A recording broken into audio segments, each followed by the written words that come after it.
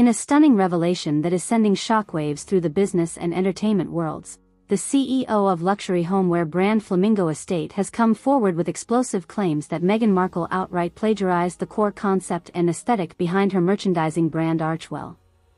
During an exclusive sit-down interview with the Today Show, Flamingo Estate founder and CEO Anna Beaumont did not mince words as she meticulously laid out her damning case, support by emails, texts, and other documentation that she insists proves the Duchess of Sussex blatantly copied her company's creative vision while the two were in initial partnership discussions in 2018.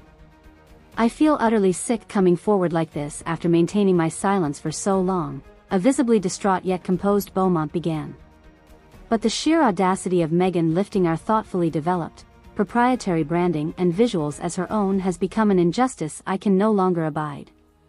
The CEO then flashed a glossy exhibition catalog from 2017 on camera, one displaying a stunning array of Flamingo Estate's elegant, Flamingo-branded home goods and decor pieces in their warm, signature pink and tropical floral aesthetics.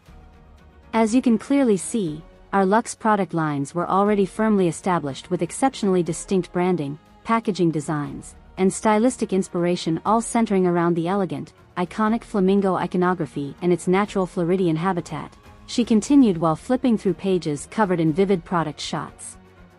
And then in late 2018, one of Meghan Markle's representatives reached out expressing the Duchess's deep interest in potentially collaborating together on some exclusive capsule collections to be branded under the Flamingo Estate name. Emails were then displayed showing the correspondence between Beaumont and the Duchess's business team exploring how to potentially incorporate Meghan into Flamingo's branding and product development process. There were discussions about bringing her on as an ambassador of sorts for the company's brand. Everything was moving ahead as you'd expect with normal partnership negotiations at first, Beaumont solemnly recalled. Sample products were overnight, contracts were drafted, there was even some unofficial, inspirational, photo shoots conducted wearing prototypes as Meghan absolutely fell in love with the aesthetic. It was at this point that the Today host interrupted to ask if the CEO believed Markle was potentially scheming all along to simply lift the branding for herself. Beaumont went on to speculate that it did indeed seem that way in hindsight given the timeline of events. Almost immediately after those preliminary meetings where Meghan was over the moon about the prospect of becoming the face of Flamingo Estate, the discussions just stopped without explanation on their end. Complete radio silence for months from everyone on her team despite our olive branches attempting to revive the talks. Then lo and behold, we awake one morning in 2021 to the global media frenzy announcing Archwell and its first product launches, allegedly plagiarized down to the flamingo textures, nature motifs, and distinctive deep coral color palettes printed across their offerings. The Today host's jaw remained agape as Beaumont proceeded to lay out a comprehensive side-by-side comparison analysis filled with numerous examples of how Archwell's product aesthetic, branding assets, and visuals were indistinguishable from Flamingo Estate outside of logo wordmarks and a few minor tweaks. Meghan completely reproduced what we showed her under NDA, from the embroidery patterns on our totes to the monogramming insignias we designed on our stationery, the CEO lamented while displaying a pair of virtually identical canvas tote bags in contrasting brand colors. "We had spent years developing enduring brand equity around our luxe Florida-inspired flamingo iconography, and it was wholesale hijacked as some performative Archie's Adventures product cluster." Beaumont estimates that the alleged brand appropriation has subsequently cost Flamingo Estate over $30 million in lost revenue across its different product lines and sunk marketing expenditures intended to build up distinct visual association. More critically, she believes the confusion created between Flamingo's visual identity versus Archwell's has irreparably damaged her firm's brand equity on a global scale. "How can we promote our new Flamingo collections with confidence when so many consumers now instantly conflate anything with a flamingo on it to Meghan Markle's embryonic merchandise empire?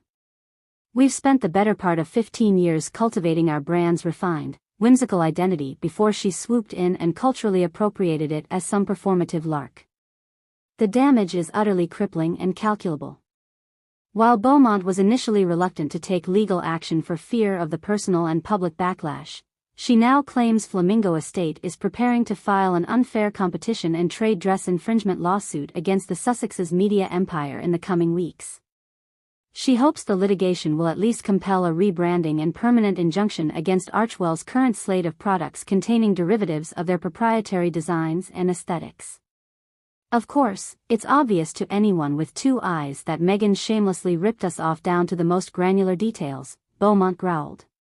But moving ahead with legal action was not something I ever envisioned having to do. One simply assumes individuals at that level of celebrity are guided by basic ethical conduct and principles around creative ownership. I naively thought she would extend us the dignity of an apology or attempt to make things right behind the scenes. Instead, we've been met with total indifference at best and arrogant gaslighting at worst. The CEO also referenced Archwell's recent marketing stunts involving live flamingos and other flamingo-focused gimmicks as a slap across the face that prompted her decision to finally expose the brand plagiarism publicly. The final insult was when Archwell started using real flamingos in photo shoots and promotional events for the canned pumpkin spice nutrient slurry they tried passing off as an energy cuisine, or whatever vapid, faux marketing term they coined, Beaumont said in disgust. I knew we had to fight this cultural appropriation and brand theft head-on, no more enduring it demurely while our proprietary trademarks are so gleefully exploited. Meghan Markle and her representatives have yet to publicly address Flamingo Estate's allegations. However, based on advanced excerpts leaking from the Duchess's forthcoming memoir, Perseverance, it appears she is digging in to zealously defend Archwell's originality while also deflecting claims of plagiarizing Flamingo Estate's intellectual property. In one passage making the rounds, Markle contends that the inspiration for her genuine brand emerged organically through private conversations with underprivileged children of the Bahamas, where she was profoundly moved by their tales of making up fanciful bedtime stories about heroic pink flamingo princesses protecting their island homes. She is quoted as writing, "It was during those eye-opening interactions where I felt a divine awakening to the immaculate symbolism and representation of the flamingo's unique essence. Its stunning radiance demanding elegance and repose, its staunchly vanguard yet tender fierceness in standing up for those without a voice, its instinctual harmony and synchronicity with nature's most delicately balanced ecosystems. Here before me was more than just an iconic bird species, it was a living metaphor for the most noble and universal humanitarian ideals we humans must strive for. The flamingo became a crystallization of my centuries-delayed destiny to help breathe new justice and equality into this world by reclaiming and then amplifying its ancestral truth." The Duchess's account goes on to describe in flowery, overdramatic detail her painstaking efforts bringing flamingo literalism into Archwell's mission alongside expected buzzwords of empowerment, philanthropy, and advocacy. She adamantly denies any unethical appropriation from other entities and vows to vigorously defend the integrity of her company's proprietary designs. Of course, the veracity of Markle's memoir excerpt remains to be determined and the book officially releases later this year. But Flamingo Estate's Anna Beaumont remains steadfast in her conviction that the Duchess lifted her company's branding, both describing their private correspondences during the partnership negotiations as not dissimilar to Meghan inserting herself into a pre-existing framework she was made privy to under assurances of confidentiality and ethics. This hardly feels like Occam's simplest explanation. Meghan's recollection reads as pure revisionism and brand mythology meant